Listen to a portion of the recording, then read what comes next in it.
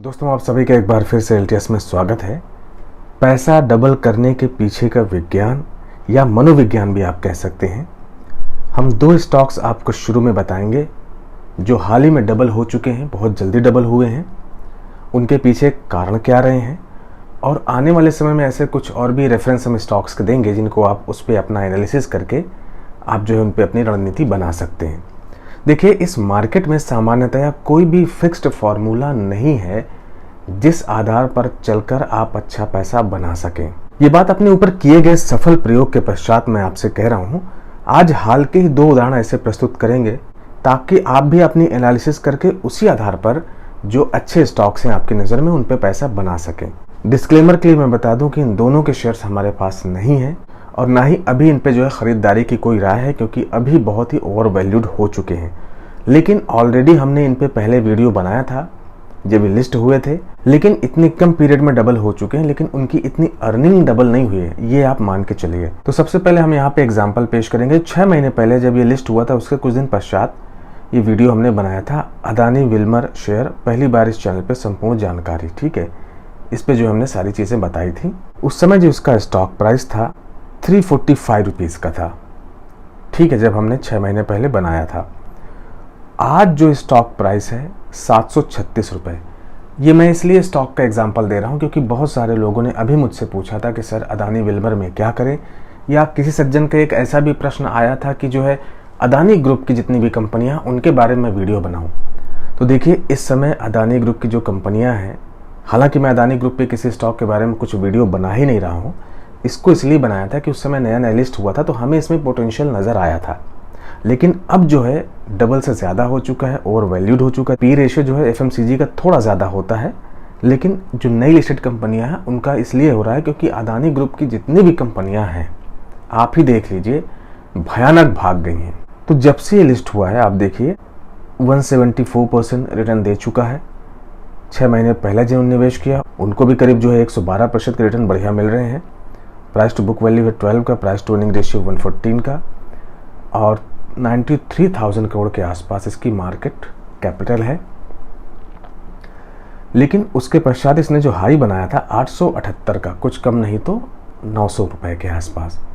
तो काफ़ी तेज़ी थी इस स्टॉक में भी। एक की फेस वैल्यू वाला स्टॉक है और 8 फरवरी 2022 को इसकी लिस्टिंग हुई थी। दूसरा जो स्टॉक है कैंपस एक्टिववियर, इसमें हमने कई दफ़ा वीडियो बनाया। हमने कुछ ग्रुप के वीडियो बनाए थे कि कुछ small cap multibagger share, तो उनमें भी हमने इसको सम्मिलित किया था। उस समय जो स्टॉक प्राइस था करीब करीब 1 महीने पहले ही देख लीजिए 375 रुपए का स्टॉक प्राइस था, और आज जो स्टॉक प्राइस है 593 का। अगर देखा जाए तो हाई बना चुका है 602 का। जब से लिस्ट हुआ है तब से यहाँ पे 57% से ज़्यादा के रिटर्न मिल रहे हैं। प्राइस टू अर्निंग रेशियो देखिए 111 का है, प्राइस टू बुक वैल्यू है 40 का, और 16,000 करोड़ की मार्केट कैप हो चुकी है। 5 की फेस वैल्यू वाला स्टॉक है। 9 मई 2022 को इसकी लिस्टिंग हुई थी। मई, जून, जुलाई, अगस्त, सितंबर चल रहा है। तो ये दो स्टॉक्स पे बताने का ये मकसद था कि पहली चीज़ तो आपको ये फोकस करनी कि कोई भी कंपनी अगर लिस्ट हुई है तो उसके आप बिजनेस को जानें कि क्या बिजनेस में उसके दम है। दो कारण अगर देखिए, चाहे अदानी विल्मर रहा हो चाहे कैंपस एक्टिववियर रहा हो, दोनों कंपनियां कहीं ना कहीं जो है बिजनेस टू कस्टमर से जुड़ी हुई हैं अगर आप देखेंगे। जबकि आप बाटा देख लें, रिलैक्सो देख लें, अगर देखा जाए उनमें बहुत ज़्यादा रिटर्न नहीं मिल पाए हैं इतने शॉर्ट पीरियड में, जबकि आजकल ये बहुत तेज़ से भाग रहा है। कैंपस एक्टिववियर करीब करीब 1 ही महीने में इतना बड़ा रिटर्न बना के दे दिया है। तो दोनों कंपनियों के पीछे कई कारण रहे हैं अगर आप जानेंगे। एक तो बिजनेस इनका अच्छा है। अगर आप कैंपस एक्टिववियर के शूज़ वगैरह देखें, जो फैंसी शूज़ हैं, कि हर आदमी जो है एक डिज़ाइनिंग शूज़ या अच्छे स्पोर्ट्स शूज़ पहनना चाहता है, अच्छा दिखना चाहता है। और सबसे ज़्यादा जो प्रभावित रही हैं शूज़ की कंपनियां, चाहे बाटा रही हो चाहे रिलैक्सो रहा हो। उसके बाद अब देखा जाए तो अब जो है इनकी डिमांड अच्छी खासी बढ़ रही है, ये भी कारण रहा है। दूसरी चीज़ नोट कीजिए कि दोनों कंपनियों में, जैसे कि अगर आप अदानी विल्मर देखते हैं, अदानी विल्मर के अगर आप प्रोडक्ट देखेंगे, जैसे इनका सबसे प्रसिद्ध जो ब्रांड है फॉर्चून तेल हो गया, फॉर्चून नाम से कई प्रकार के और भी प्रोडक्ट्स निकाल दिए हैं इन्होंने, कई सारे है ना। तो इस तरीके से देखा है स्पेशलिटी फैट्स में भी है, ल्यूरिक रेंज में भी है, वनस्पति में भी, एडिबल ऑयल में भी है, ओलियो केमिकल्स में भी है, कैस्टर्स में भी हैं, बहुत सारे प्रोडक्ट बनाती है hand wash, sanitizer, rice, soya chunks, बेसन एंड सत्तू, ये सारे जो प्रोडक्ट्स हैं, चाहे खिचड़ी वाला प्रोडक्ट हो, डायरेक्ट कस्टमर्स खरीदता है। तो एक तरीके से एफएमसीजी की ये भी बेहतरीन कंपनी है। और कुछ और विशेष चीज़ें हो जाती हैं कि कंपनी का जो व्यवसाय है, बिजनेस टू कस्टमर, वो तो है ही है, इसके अलावा उनके प्रोडक्ट्स किस प्रकार के हैं, प्रोडक्ट का ख़त्म हो जाना या घिस जाना। जैसे होता ना कि अगर आप कोई ऐसी कंपनी का प्रोडक्ट ले रहे हैं कि आपने फ़ैन लगवा लिया, मान लीजिए आपने कोई एक फ्लैट लिया, वो 3 कमरे, तीनों कमरे में फ़ैन लगवा लिए, अब वो फ़ैन 10-10 साल चलते हैं, ख़त्म होने का नाम ही नहीं लेते हैं। इस वजह से अगर दोनों कंपनियों में आप देखेंगे कि शूज़ जो है कुछ समय के बाद घिस जाते हैं या आउटडेटेड हो जाते हैं, फट जाते हैं। इसी प्रकार अदानी विल्मर के जो प्रोडक्ट्स हैं, आप देखेंगे कि आदमी ने खरीद के खा लिया, तेल ख़त्म हो गया, फिर से लेना है, हर महीने का एक बजट बनाना पड़ता है। तो ये सारी चीज़ें अनवरत खपत है, इसकी कंजप्शन है भारतवर्ष में, ठीक है। तो कंज्यूमर प्रोडक्ट्स हैं। और दूसरी चीज़ है, इन दोनों स्टॉक्स के पीछे की एक कहानी ये है कि दोनों कंपनियों में प्रमोटर्स की किस प्रकार की स्थिति है। अगर देखा जाए, प्रमोटर्स ने किसी प्रकार के शेयर्स जो है प्लेज नहीं कर रखे हैं। अच्छी बात यह है कि इनके पास एक अच्छी होल्डिंग है। होता है ना कि कुछ आपने प्रमोटर्स देखे होंगे कि उनके पास इतनी कम होल्डिंग होती है, उससे ज़्यादा FIIs, DIIs उनके पास होती है। तो ऐसे में अगर दूसरे के हाथ में आपने सत्ता दे दी है, कैसा है कि ये वैसे ही हो गया जैसे कि मान लीजिए कोई सेंट्रल गवर्नमेंट आ रही है, उसमें 10 पार्टियां मिलके जो है उन्होंने जो है गवर्नमेंट बना रखी है।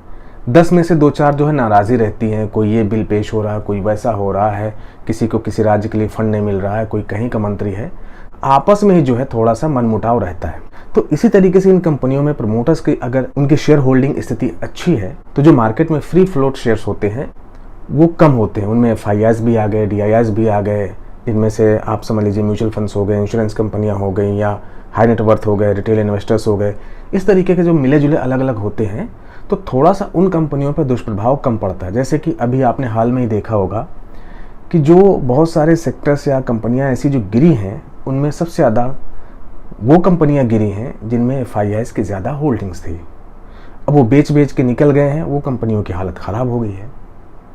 जबकि अच्छी कंपनियां हैं, अच्छे फंडामेंटल्स हैं, अच्छे उनके फाइनेंशियल्स भी आ रहे हैं। तो ये भी एक कारण रहा। दूसरा, इन कंपनियों में, इन दोनों कंपनियों में किसी प्रकार की रेगुलेटरी का झंझट नहीं है। कैसा होता है किसी बैंक में, NBFC में, या फिर कोई ऐसी केमिकल की कंपनी हो गई, ड्रग्स की कंपनी हो गई, तो ये भी एक तरीके की उलझन होती है।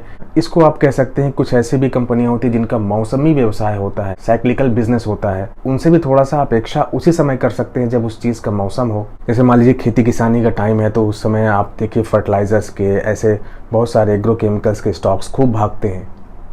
खाद वगैरह बनाने वाली कंपनियाँ खूब फलती फूलती हैं, लेकिन जैसे सीज़न जाता है थोड़ा सा वो ठंडी पड़ जाती हैं। इसी तरीके से अगर आप देखेंगे कुछ कंपनियां हैं जिनके ऐसे AC के कलपुर्जे बिकते हैं या AC के प्रोडक्ट्स बिकते हैं, जब ठंडी वगैरह आती है तो उस समय नहीं बिकते हैं। इस प्रकार का बिजनेस नहीं है, इन दोनों कंपनियों में नहीं था। यही कारण था कि कोई 1 महीने में, कोई 6 महीने में करीब करीब डबल के आसपास हो गई हैं। तो सबसे महत्वपूर्ण एक बात और जो मैं आपसे कहना चाहूँगा कि आप किस प्रकार के निवेशक हैं, अग्रेसिव निवेशक हैं, रिस्क लेने वाले हैं, या फिर जो है बहुत ही धैर्यवान है, आपके अंदर कितना साहस है, कितना स्वयं का जो है धैर्य है, खरीदते वक्त थोड़े थोड़े लेते हैं उसका धैर्य है। ये सारी चीज़ें भी बहुत मैटर करती हैं। अब आगे की वो कौन सी कंपनियां हो सकती हैं जिन पे हम चर्चा करते हैं कि जो आपको अच्छा खासा गेन दे सकती हैं। यहाँ पे देखिए, अभी न्यूली लिस्टेड कंपनी है जो 26 अगस्त 2022 को हुई थी, जिसका नाम है सिरमा SGS टेक्नोलॉजी। एक तरीके से देखा जाए तो इलेक्ट्रॉनिक मैन्युफैक्चरर है, कॉन्ट्रैक्ट मैन्युफैक्चरर है, motherboard, chip, USB pen drive, है ना, इस तरीके के प्रोडक्ट्स बनाती है। और इस चीज़ को लेके भारतवर्ष में थोड़ा सा बढ़ावा भी दिया जा रहा है मैन्युफैक्चरिंग को लेके। तो इस कंपनी को भी आप अपने राडार पे रखिए, नज़र पे रखिए। अभी स्मॉल कैप की कंपनी 5000 करोड़ के आसपास इसकी मार्केट कैप है, 10 की फेस वैल्यू वाला स्टॉक है। जब से लिस्ट हुआ इसमें, अभी देखा जाए तो जब से लिस्ट हुआ तो यहाँ पे 6.28% के यहाँ पे गिरावट है, नुकसान हो रहा है। ठीक, प्राइस टू बुक वैल्यू 3.54 का। तो इसमें भी आप स्टडी कीजिए कि किस प्रकार की कंपनी है, और भी इनकी वेबसाइट पे विजिट कीजिए, रिव्यूज़ लीजिए। जब केमिकल सेक्टर अपने पीक पे था, सारी कंपनियों में खूब तेज़ी थी, तो लक्ष्मी ऑर्गेनिक में भी जो है काफ़ी तेज़ी देखी गई, और उसके बाद जो धड़ाधड़ गिरता गया सारी केमिकल कंपनियाँ गिरी। ठीक है, और देखा जाए तो बहुत सारी केमिकल कंपनियों के क्वार्टर के नंबर भी अच्छे नहीं आए हैं। अगर देखा जाए जनवरी से लेके अगर अभी देखा जाए 5 महीने में करीब 5-6 महीने में क्रूड ऑयल का प्राइस भी काफ़ी बढ़ा था युद्ध की वजह से, तो वो भी एक कारण रहा है। FIIs जो निकल के भाग गए हैं वो भी एक कारण रहा है गिरावट का। यही कारण है कि आप देखिए प्राइस टू अर्निंग रेशियो 44 का है, प्राइस टू बुक वैल्यू है 7.37 का लक्ष्मी ऑर्गेनिक का, जबकि कंपनी बढ़िया है। स्मॉल कैप कंपनी 9,719 करोड़ की। मुझे लगता है इसमें और भी गिरावट आनी चाहिए, हालांकि ऑलरेडी लो बना चुका है 274 का, और नीचे के लेवल पर मिले तो इसको आप अपने रडार पर रखिए। तीसरा जो IT सेक्टर पूरी तरीके से ध्वस्त पड़ा है, आप देखिए ये भी करीब 305 रुपये का लो बना चुका है, 388 की प्राइस पे अभी ट्रेड हो रहा है। हाई जो बना चुका है, लिस्ट होती ही बहुत तेज़ी से भागा था 754 का। तो ये ऐसे स्टॉक्स हैं जो साल 2 साल 3 साल हो सकता है आपके धैर्य की प्रतीक्षा करें, लेकिन जो अभी इनका वैल्यूएशन है वो थोड़ा सा ओवर वैल्यूड है। तो इसमें यही कर सकते हैं कि आप प्रतीक्षा करें कि या तो इनके अच्छे फाइनेंशियल्स हो जाए, इनकी अच्छी अर्निंग वगैरह बढ़ जाए, या फिर आप इनमें SIP मोड पे ही लेते रहें और लंबी अवधि का नज़रिया रखें।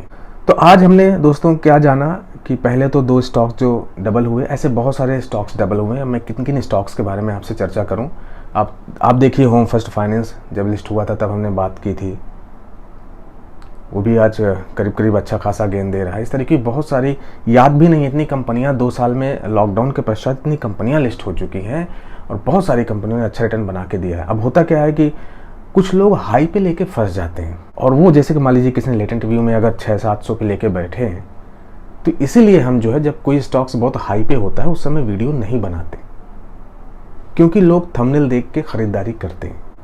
तो कहने का तात्पर्य है दोस्तों कि आप भी अपनी एनालिसिस कीजिए, और इन कंपनियों को, कंपनी में कोई बुराई नहीं है, फाइनेंशियल्स में कोई बुराई नहीं है, अच्छे खासे प्रॉफिट निकल के आ रहे हैं, सेल्स भी बढ़ रही है, ये सारी चीज़ें ठीक है, प्रमोटर भी अच्छे हैं, बट यही है कि सही वैल्यूएशन पे लें, या फिर आप एक साथ ना लें।